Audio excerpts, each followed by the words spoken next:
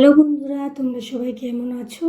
আশা করি সুস্থ আর ভালো আছো। আজকে তোমাদের সাথে শেয়ার করব ঢেলা মাছ দিয়ে বেগুনের পাতলা ঝোল।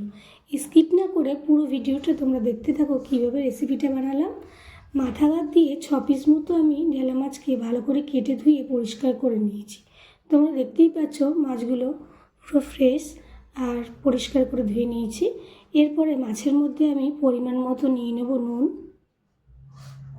আর নিয়ে নেব পরিমাণ মতো হলুদ গুঁড়ো। এই দুটো জিনিস দিয়ে ভালো করে আমি হাত দিয়ে প্রত্যেকটা মাছে একটা একটা করে ম্যারিনেট করে নেব। তোমরা মনে রাখবে, ভালো করে মাছে নুন হলুদ মাখানোটাও একটা রান্নায় অন্যরকম স্বাদ এনে দেয়।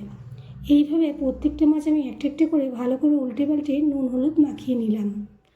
নুন হলুদ মাখানো হয়ে গেলে 5 মিনিট মতো আমি মাছটাকে রেখে দেব। এরপরে আমি যেহেতু রেসিপিটা পুরো সর্ষের তেলেই রান্না করব, তাই আমি গ্যাসের মধ্যে কড়া গরম করতে দিয়ে দেব। গ্যাসে কড়া গরম হয়ে গেলে আমি বেশ খানিকটা পরিমাণে সর্ষের তেল দিয়ে দেব গরম হওয়ার জন্য।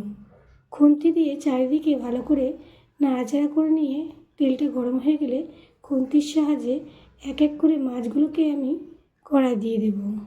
মাছগুলো ভাজা হওয়া পর্যন্ত আমি অপেক্ষা করব। অন্যদিকে লম্বা করে কেটে নেব বেগুন, টমেটো কুচি আর চেরা কাঁচা লঙ্কা। এগুলো ভালো করে কেটে ধুয়ে পরিষ্কার করে নেব একটা পাত্রের মধ্যে। এবারে মাছগুলো ভাজা হয়ে গেলে খুন্তি দিয়ে আমি উল্টে পাল্টে নেব অন্য সাইডটা। দেখো, এক সাইডটা আমার লাল করে ভাজা হয়ে গেছে।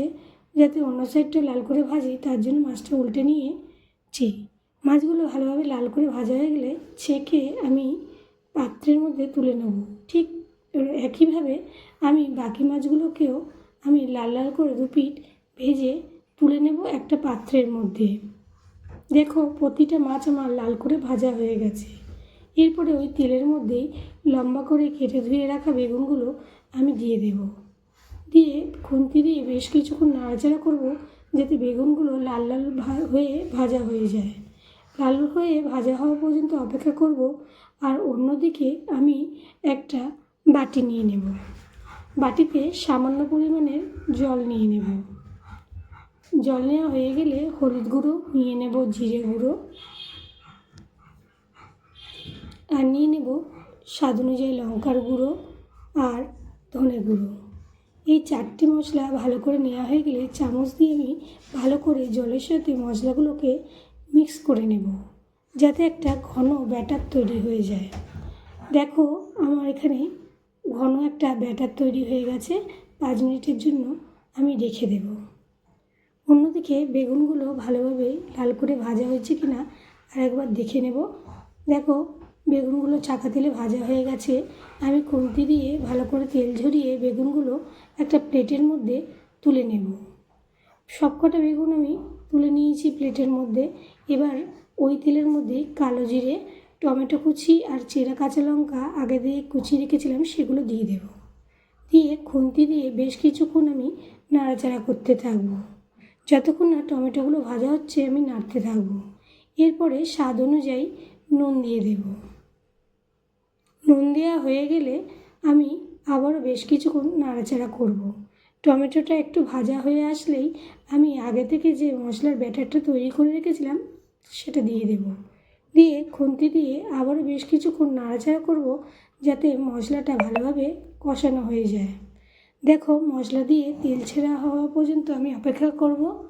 তারপরে আমি অপেক্ষা করার পরে মশলা দিয়ে যখন তেল ছেড়ে দেবে, আমি কিছুটা মশলা ধোয়া জল দিয়ে দেব।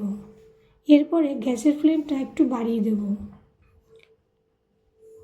মশলাটা ফুটে উঠলেই আমি ভেজে রাখা বেগুনগুলো আস্তে করে এক এক করে দিয়ে দেব। বেগুনগুলো দেওয়া হয়ে গেলে খুন্তি দিয়ে আমি ভালো করে নাড়াচাড়া করে নেব। এরপরে কিছুক্ষণ ফুটে উঠলেই অপেক্ষা করব।